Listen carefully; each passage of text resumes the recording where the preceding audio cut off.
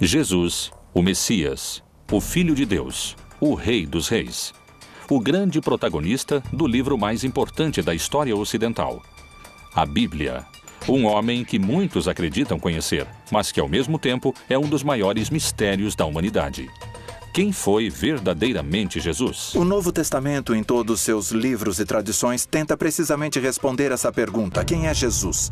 Quais dúvidas existem sobre o lugar e a data do seu nascimento?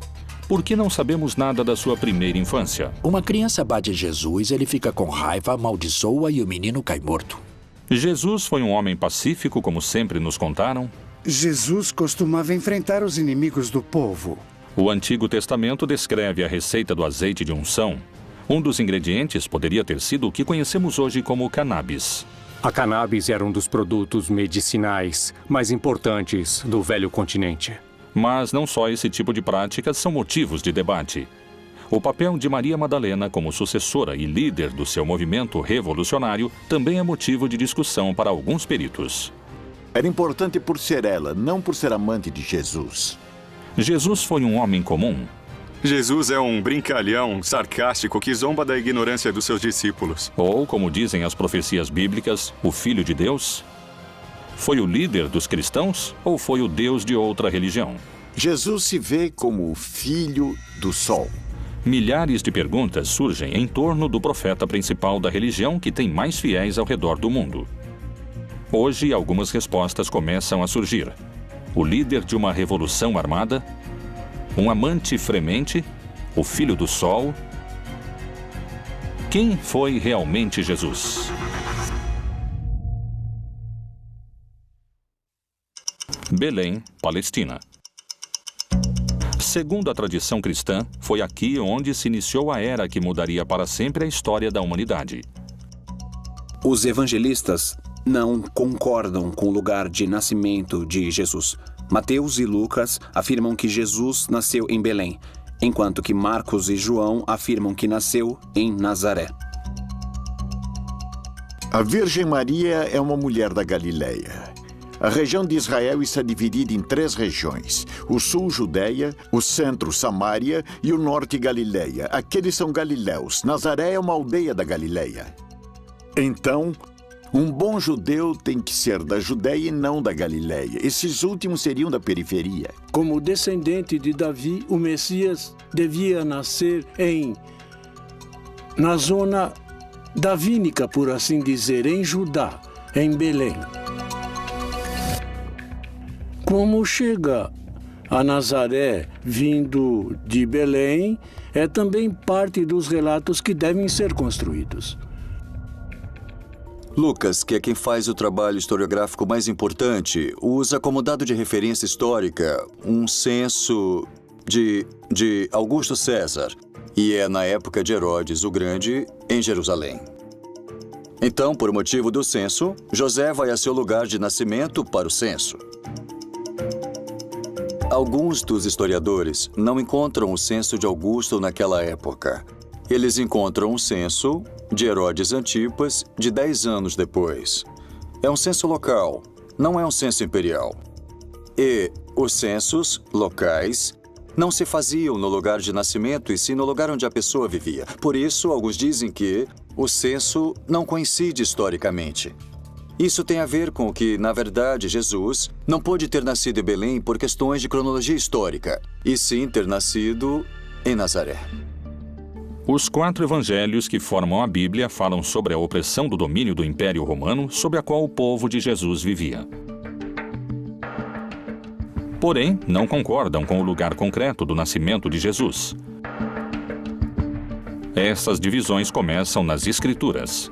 Jesus nasceu na aldeia de Belém, Bethlehem, em hebraico, derivado de Bet, casa, e Lehem, pão. É um lugar pequeno, uma aldeia, onde tinha nascido o rei Davi.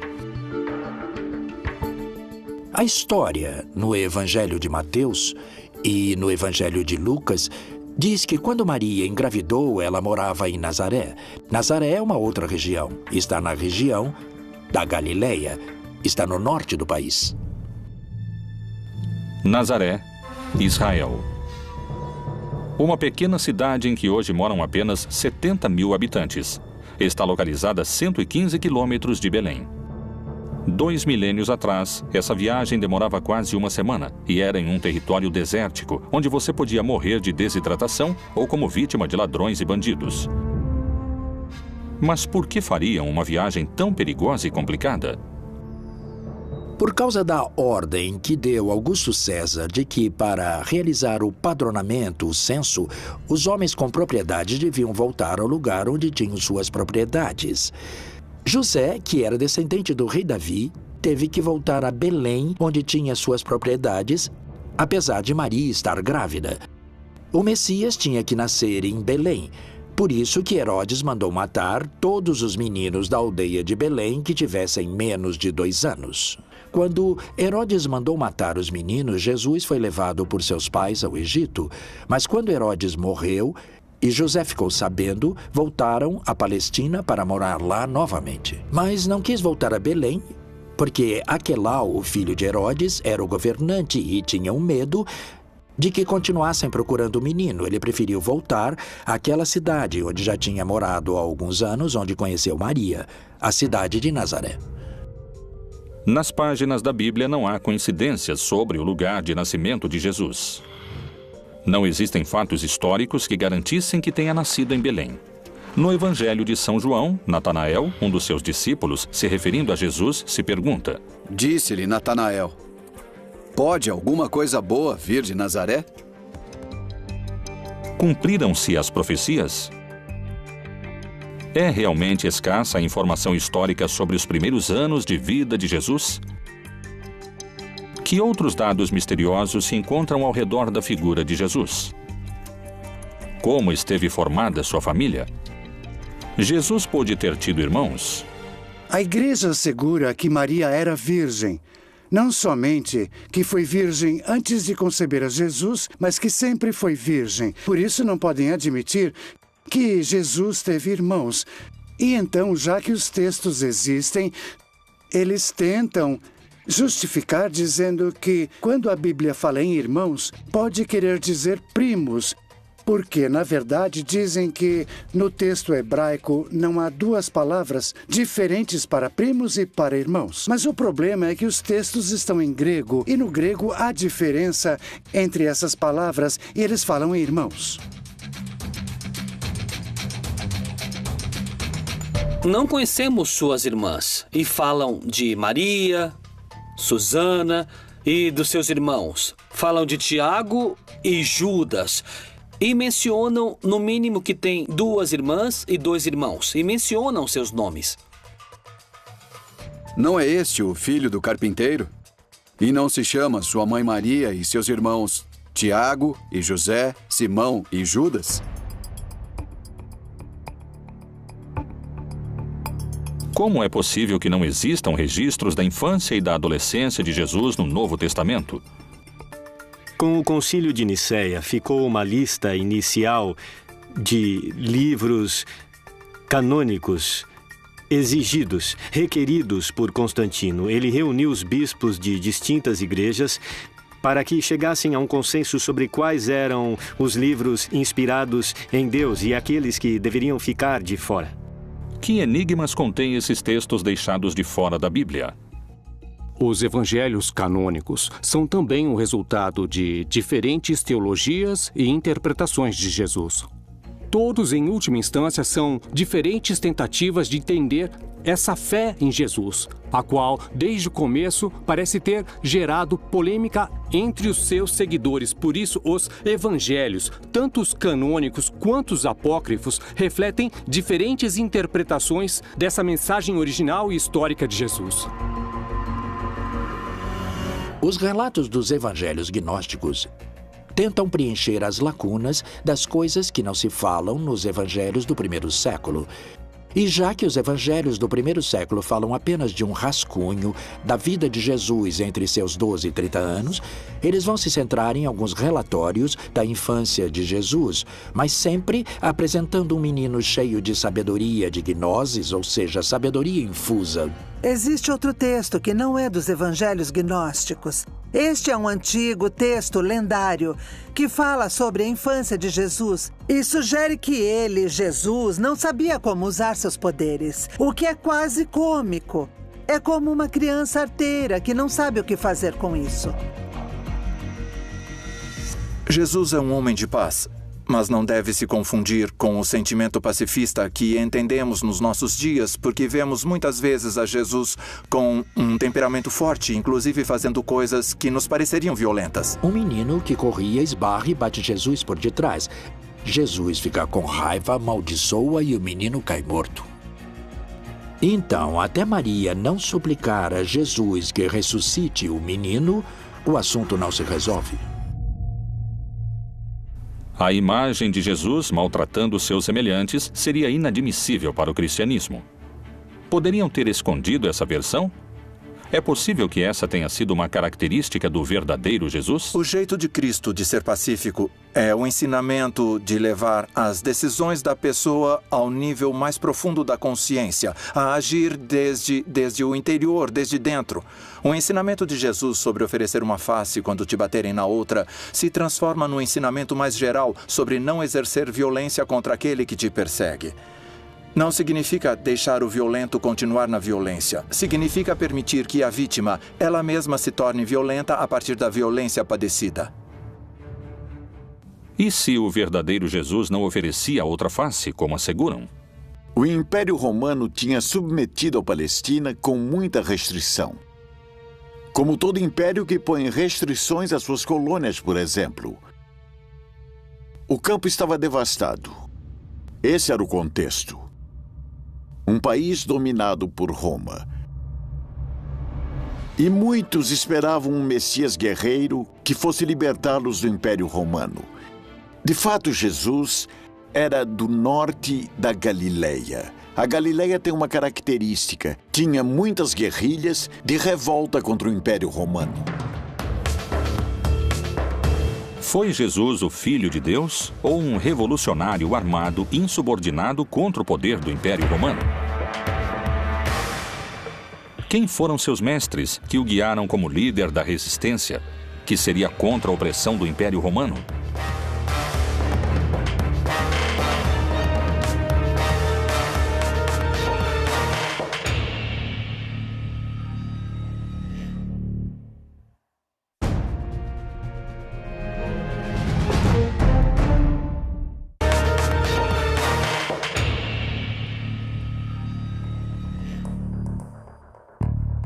São poucos os dados que se obtêm sobre a juventude de Jesus, e seu lugar de nascimento ainda é um tema de debate. O que ninguém duvida é que lá pelo ano 0 da nossa era, Roma tinha se tornado o império mais extenso antes visto na humanidade. Nos tempos de Jesus, os romanos dominavam o território palestino com opressão e sangue. Qual foi realmente a reação de Jesus diante da opressão romana? Quem foram seus mestres ou mentores? Antes que Jesus se tornasse um líder espiritual, outro homem mobilizava multidões. Era conhecido pelos seus batismos no Rio Jordão. Foi um dos profetas mais importantes da sua época, e para muitos podia chegar a ser o Messias. João Batista foi filho de um sacerdote judeu. E todo sacerdote judeu é filho da família de Arão e da tribo de Levi. Ele começa dizendo que o reino de Deus tinha se aproximado e que quando o reino de Deus se estabelecesse, segundo o Apocalipse, todos os malvados seriam vencidos. E disse que faria uma manifestação da sua decisão em uma ablução ou batismo na água. João Batista era um predicador carismático. Seu sermão começava a ser cada vez mais desconfortável para os líderes romanos. Ele era um revolucionário naquela época. João Batista foi um dos profetas que, naquele momento, lideravam o movimento contra a dominação romana e também contra a dominação sacerdotal. Nesse movimento é que Jesus de Nazaré inicia sua militância. Jesus de Nazaré se incorpora no movimento de Batista. Ele é batizado pelo Batista. O batismo era o sinal de entrada a esse movimento. Herodes Antipas vê que o movimento de Batista é perigoso, Então faz com que o aprisionem e depois com que o assassinem. Nesse momento, quando o aprisionam, Jesus se separa do movimento, sai da Pérea e volta à sua terra, que é a Galileia, e ali começa a formar seu próprio movimento. A partir do batismo, todos os sinais e eventos apontam que esse carpinteiro de Nazaré é alguém extraordinário. É alguém que tem o apoio do Espírito Santo, que era basicamente a presença de Deus no mundo para estabelecer seu reino. Jesus se tornaria o líder de um movimento cada vez mais multitudinário. Que filosofia ou prática cumpriam os essênios naquela época? Os essênios foram um grupo que tinha pensamentos muito importantes durante aquela época. Os essênios eram uma escola de pensamento iniciático, esotérico. Muito provavelmente Jesus, naqueles períodos da sua vida, dos quais se conhece relativamente pouco, porque está pouco explicado nos evangelhos. Estou falando do período da sua adolescência, da sua infância. Há muitas alusões a que Jesus possivelmente foi educado entre esses essênios. Os essênios foram um grupo, uma seita judaica, que tem relação com a origem da pureza. A primeira notícia que temos sobre eles é a de Flávio Josefo, que diz que eles viviam no deserto de Judeia. Era um grupo que tinha se distanciado do sacerdócio oficial em Jerusalém, porque o consideravam cúmplice do Império Romano e corrupto na sua forma de viver a religião. Qual era o contexto social da época que pôde ter seduzido a Jesus e a João Batista a fazer parte dos essênios? Segundo a Bíblia, Jesus se movia com um grupo de discípulos pelas terras da Judéia. Esse movimento podia ser perigoso sob os olhos do Império Romano. Quando Jesus começa a fazer parte do movimento e começa a ser perseguido, devemos levar em conta que a perseguição que estabelecem tanto Herodes Antipas, desde a Galileia, como o Império Romano também o faz desde o princípio. No Evangelho de Marcos, no capítulo 3, consta que os fariseus vão procurar os partidários de Herodes Antipas, para matar Jesus, para eliminá-lo. Por isso, Jesus nunca consegue entrar de fato nas cidades. A única vez que entra em uma cidade é em Jerusalém e lá o matam. Os seguidores do Império Romano não hesitaram em decapitar João Batista. Jesus colocava sua vida em perigo e o movimento devia ser muito organizado. E levantando-se dali, foi para os termos da Judéia, além do Jordão. E a multidão se reuniu em torno dele e tornou a ensiná-los, como tinha por costume.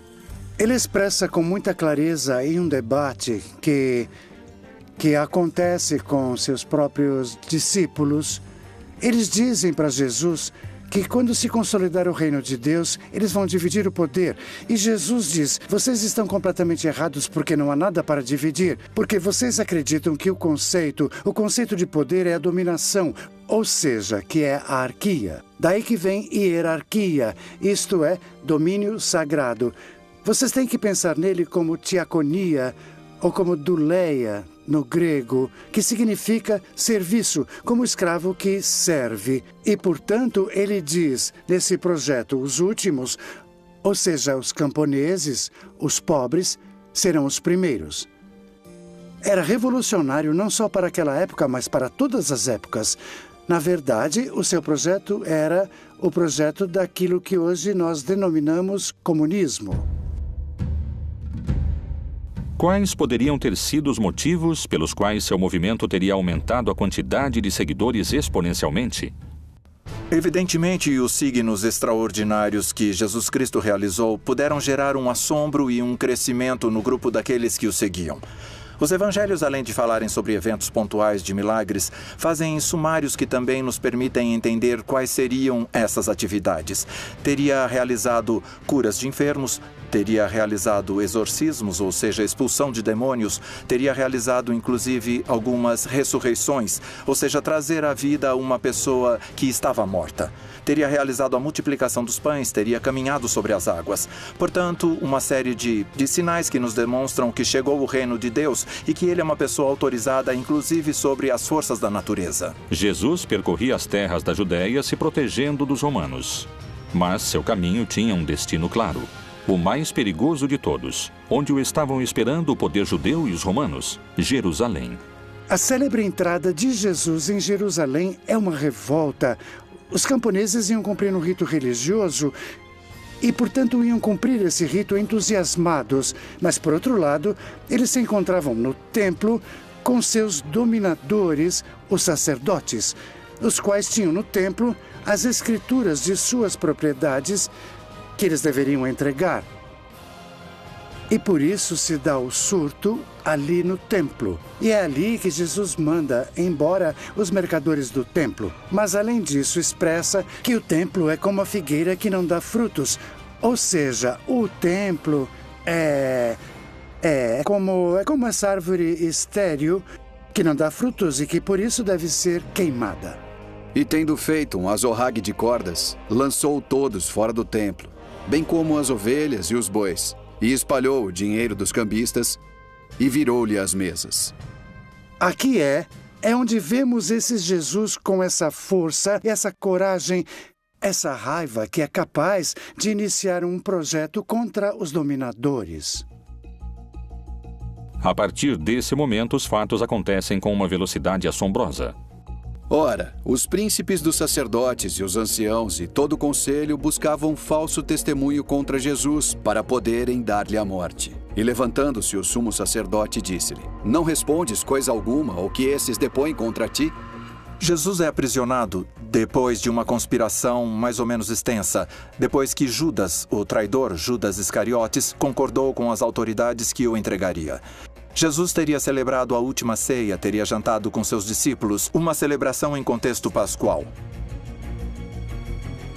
Teria ido até um jardim, o Jardim das Oliveiras, do qual ainda conservamos o nome e a localização, o Jardim de Getsemane, e teria sido aprisionado. Depois teria sido julgado tanto pelas autoridades do Templo de Jerusalém, quanto pelas autoridades romanas, nesse caso Pilatos. Depois do julgamento, Jesus é torturado, crucificado e assassinado. O único castigo era a cruz, e a prova é que quando Jesus morre, não está só. Há 2 homens ao seu lado, e que, segundo a tradução no grego, não são simples ladrões. Eles também estavam sendo mortos porque eram personagens que tinham tentado fazer alguma mudança dentro da sociedade, mas não conseguiram, porque, há um sistema que oprime tão forte que o castigo era a morte. E o mesmo lhe lançaram também em rosto os salteadores que com ele estavam crucificados. Apesar de que especialistas e eruditos concordam com esse dado histórico, há interpretações sobre outros aspectos da vida de Jesus, onde os posicionamentos são muito diferentes. Novas leituras da Bíblia indicam, por exemplo, que naquela época Jesus tinha contato com o mundano. Poderia ter utilizado drogas como um caminho de conhecimento divino e de cura?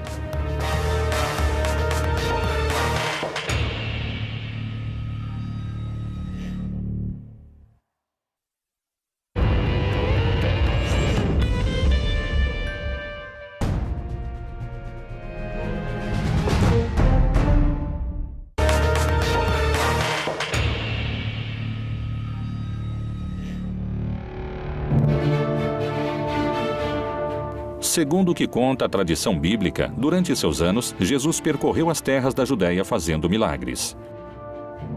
Para alguns teólogos e estudiosos bíblicos, Jesus tinha contato com o profano e terreno. E na vida comunitária, as drogas cumpriam um papel central. Poderia ter utilizado drogas como um caminho de conhecimento divino ou de cura? Possivelmente utilizou essas plantas. Jesus também utiliza plantas medicinais para suas curas. É bem possível. Em Mateus, pode-se ler que Jesus cura a sogra de Pedro. E chegada a tarde, trouxeram-lhe muitos endemoniados. E ele, com a sua palavra, expulsou dele os espíritos e curou todos os que estavam enfermos. Em todos os milagres de nosso Senhor Jesus, a cura aos cegos ou à morte ou aos mancos, inclusive se levantando da morte como ele faz, todos esses milagres apontam sua identidade como Filho de Deus. Os milagres não são o fim, não é assim. Eram o que as pessoas queriam esse poder entre eles. Mas eles ignoraram ou não quiseram ouvir que nosso Senhor Jesus estava falando com eles sobre quem ele era como Filho de Deus. E por isso, seu maior milagre se torna sua própria ressurreição entre os mortos.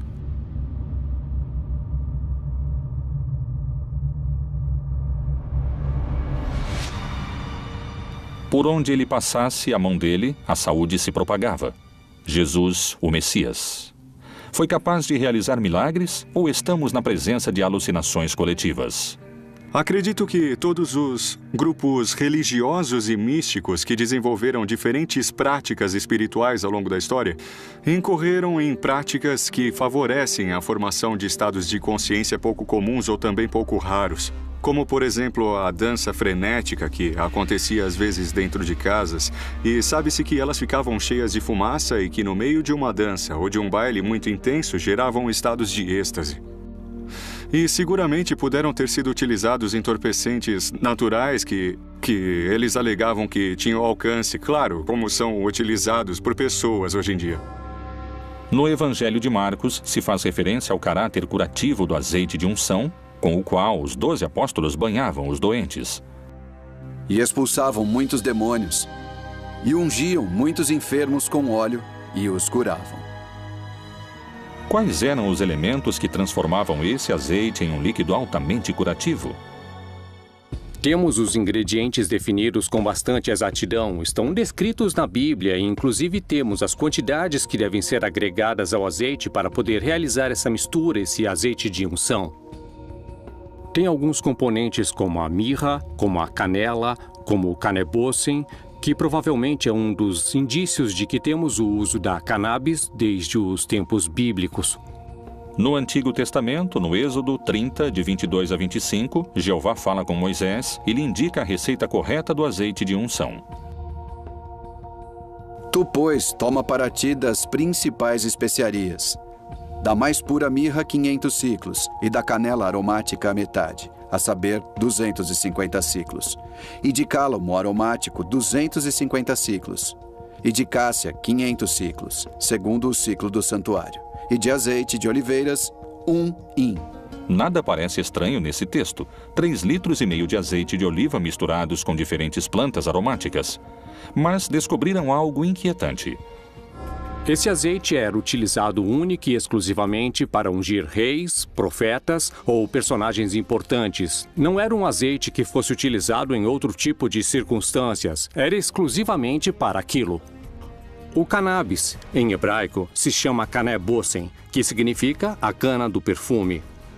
E se nós pudermos dar um pouco de asas à nossa imaginação, apesar de não ser aceito por todos os acadêmicos que se dedicam à linguística, aparentemente canebossem pode virar canebós e depois pode virar cannabis. E finalmente seria cannabis sativa, que é o nome do Ineus, que é o nome da planta hoje. Jesus, sendo judeu e tendo caminhado por todas as terras da Judéia, de Samaria e até o Oriente, o mais seguro é que tenha entrado em contato com as tribos que povoaram essas regiões e provavelmente até na Índia, onde se pensa que Jesus possa ter entrado em contato com alguma dessas substâncias, já que em algum momento passou lá uma parte da sua vida. A cannabis era um dos produtos medicinais adivinhatórios místicos mais importantes do velho continente. Por outro lado, a experiência com drogas vai ser sempre subjetiva, ou seja, só a pessoa que está experimentando a alucinação pode sentir essa presença. Mas não há um milagre do lado de fora, aquele que está do lado de fora não sabe o que acontece.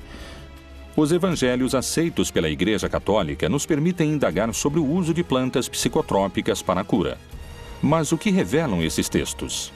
As drogas eram uma ferramenta do primeiro cristianismo para se aproximar ao conhecimento?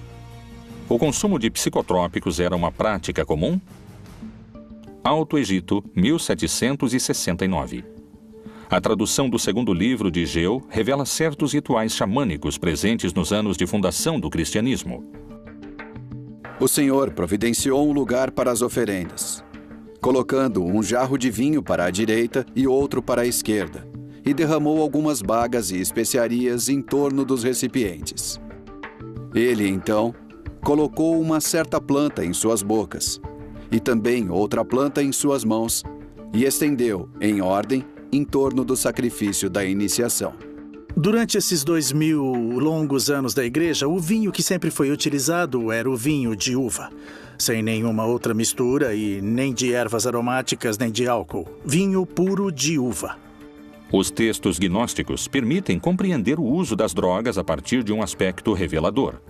A imagem de um Jesus utilizando substâncias se afasta cada vez mais do Messias, do Cristo católico. Mas essa não é a única imagem distorcida que muitos especialistas induzem à figura de Jesus.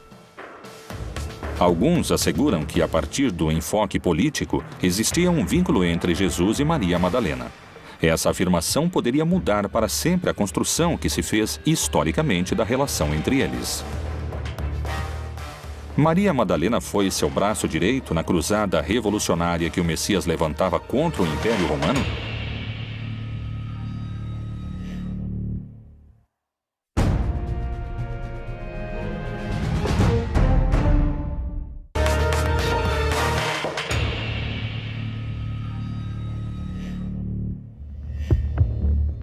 O uso das plantas com poder curativo continua sendo um dos mistérios que cercam a vida de Jesus. Mas não só esse tipo de práticas são motivo de debate. O papel de Maria Madalena como sucessora e líder do seu movimento revolucionário também está em discussão, segundo especialistas. Maria Madalena é, para mim, tirando a Maria, mãe de Jesus, a mulher mais relevante nos evangelhos. É tão importante que eu acompanho como apóstolo durante todo o percurso. Sim, ela foi uma discípula realmente muito querida, ao ponto de ser a primeira que consegue perceber que Jesus havia ressuscitado. A primeira a quem que Jesus ressuscitado a vida fala, e é a ela que é dada a missão de dizer a todos os apóstolos, incluindo Pedro, que Jesus voltou à vida. Então ela tem essa missão. Isso lhe dá um papel importantíssimo nos evangelhos.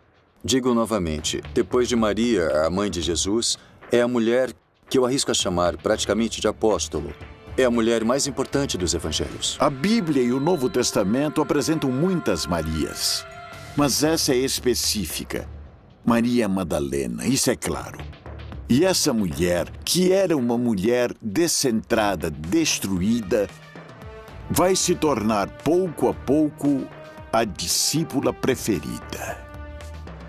Obviamente, para um mundo patriarcal, machista, isso não é possível.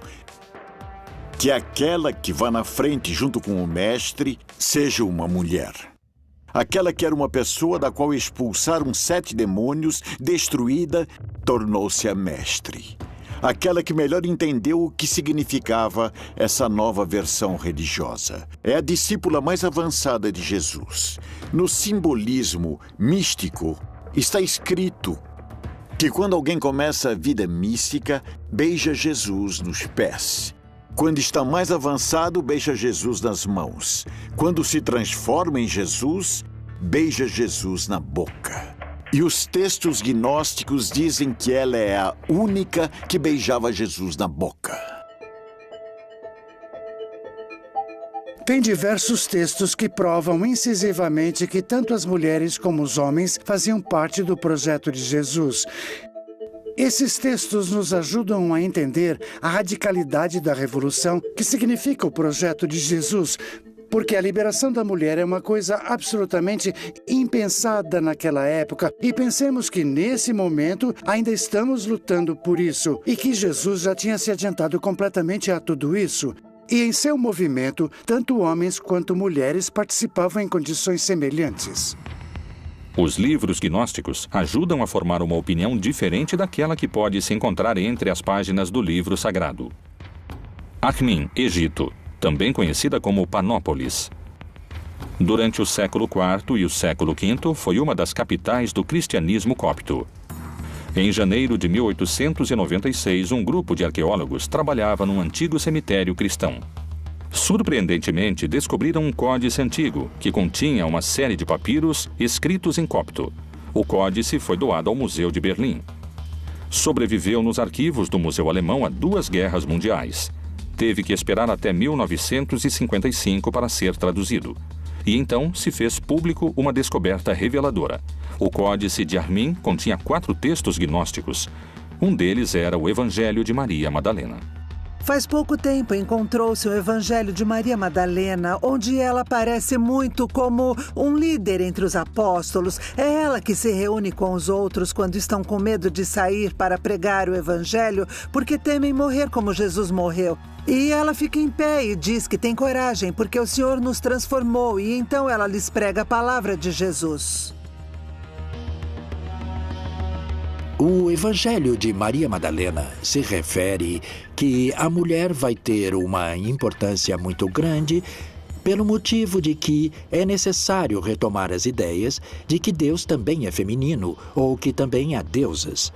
Isso é, que há uma influência gnóstica no que se refere à ideia de uma deidade feminina, planteada em muitas religiões.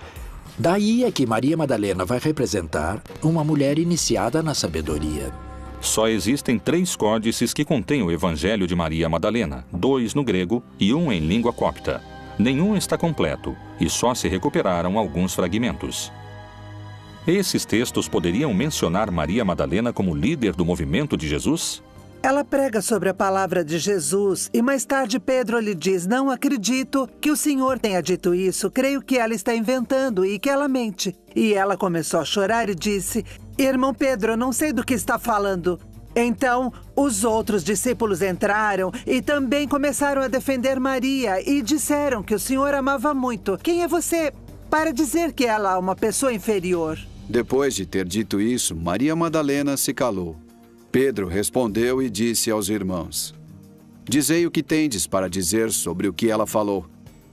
Eu, de minha parte, não acredito que o Salvador tenha dito isso. Então, Pedro ainda estava com raiva de Maria. Mas Maria ganhou a discussão no Evangelho secreto, que nunca fez parte do Novo Testamento, talvez por esse motivo. Nos canônicos, Maria Madalena é a testemunha da morte, da sepultura e da ressurreição. A primeira pessoa a quem ele fala é a mulher chamada Maria Madalena. O fato de que Jesus fale com Maria Madalena antes de falar com qualquer outro dos discípulos poderia significar que é ela quem ele escolhe como sucessora do seu movimento? Era uma mulher que era importante por ser ela, não por ser amante de Jesus. Obviamente, porque Jesus morto lhe deixa o poder à amante. E pega o valor e pega a força de ser a líder de uma comunidade religiosa sendo mulher. E a envia a anunciar a seus homens que ele está ressuscitado. Pedro entra no túmulo e não o vê. Quando Pedro sai, ela entra e é com ela que ele fala, não com o homem. E ela tromba com ele e não o reconhece. E ela pergunta: onde você colocou o corpo do meu senhor? Então ele a chama por seu nome. Miriam, ele diz. Quando falam teu nome, você sabe que é você sujeito. Quando ele a chama, ela o reconhece. Ela percebe que é Jesus. Através dessa exposição, procuram legitimar uma corrente de comando que se transmite através da ressurreição à sua primeira testemunha. E Jesus, tendo ressuscitado na manhã do primeiro dia da semana, apareceu primeiramente a Maria Madalena, da qual tinha expulsado 7 demônios. Ela é de uma cidade, Migdal. Por isso é Maria Madalena ou Migdal. Migdal quer dizer torre fortificada. No lago de Tiberíades havia um porto de pescadores. Ela é de Migdal, por isso seu nome era Miriam, Maria de Magdala. O fato de Maria Madalena não levar unido o nome ou o sobrenome do seu pai ou do seu marido, mas o da sua cidade, indicava na época que era alguém independente. Não estava submetida a outras pessoas e tinha autoridade para fazer parte do grupo de Jesus. Uma mulher tão renomada como Madalena é sempre citada como a mulher de Magdala, ou seja, a Madalena. Esse é um título de homem, não é um título de mulher, porque as mulheres sempre eram citadas como mulher, esposa de ou filha de, mas não como mulher, cujo sobrenome é o lugar onde ela mora. Isso era comum nos homens. Em contrapartida, Madalena já carrega um valor em si. Como pedem alguns pesquisadores, talvez seja o momento de revisar o legado histórico de Maria Madalena e descobrir se ela foi a verdadeira líder que levou adiante o movimento de Jesus depois da sua morte. Outro mistério percorre o projeto do Reino de Deus. A Igreja Católica teria escondido um segredo que poderia questionar 2000 anos de cristandade? Qual é a assombrosa relação que existe entre o Filho de Deus e o Filho do Sol? Será que talvez eram a mesma pessoa?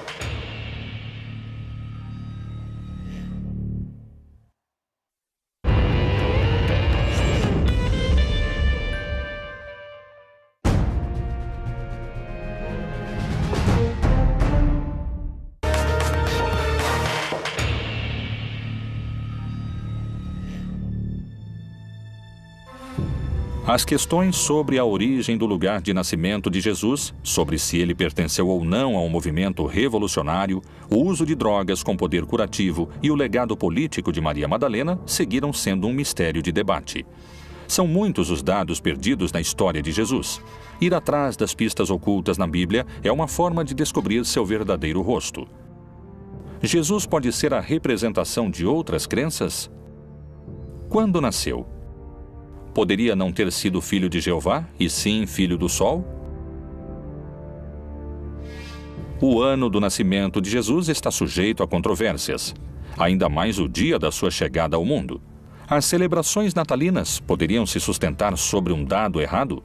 Qual é o vínculo que existe entre a data de nascimento de Jesus e a divindade Sol Invictus? Jesus se vê como filho do Sol. Porque a festa do 25 de dezembro é a festa do sol. No solstício de inverno nasce um sol novo e forte. E no dia 25 de dezembro se celebrava a festa do novo sol. Por isso, nessa festa pagã se monta a festa cristã da Natividade do Senhor. Historicamente, não temos o dia em que nasceu Jesus, nem o mês, simbolicamente, pelo sol. Como foi feito em muitas latitudes em diversas épocas, alguns grupos cristãos tentaram criar datas, construir templos sobre datas ou sobre lugares das crenças antigas. Então, na verdade, em 25 de dezembro, nós temos o solstício de inverno, em que todos os povos antigos pensavam que o sol morria e voltava a nascer. A religiosidade primitiva venerou o sol como o deus principal. Sua figura pode se encontrar representada nos principais credos. Kinish Ahau é a cosmogonia maia, Inti na religiosidade inca, Hélio no Olimpo grego, Ra na cultura egípcia. E é por isso que tinham cultos tão importantes para ajudar o sol a voltar a recuperar sua força para não ser devorado pelas trevas. E nesse contexto, pouco a pouco, tanto em lugares como Roma, como no norte da Europa, foi se assimilando o nascimento de Cristo às festas solares. E muitos elementos natalinos, como as esferas, a adoração ao pinheiro, eram, na verdade, pertencentes às religiões que adoravam o sol. Jesus parece ser a representação das divindades pagãs. Percorre o mesmo caminho do Deus Sol. Realmente existiu ou é uma criação arquetípica? A Bíblia apresenta uma versão de Jesus. Mas, indagando nos seus segredos, podem-se encontrar muitas perguntas sem respostas contundentes. Foi o maior dos profetas? Foi um revolucionário? Quem é esse impactante homem que 2000 anos depois da sua morte continua mobilizando multidões? Jesus, outro dos grandes mistérios da Bíblia Proibida.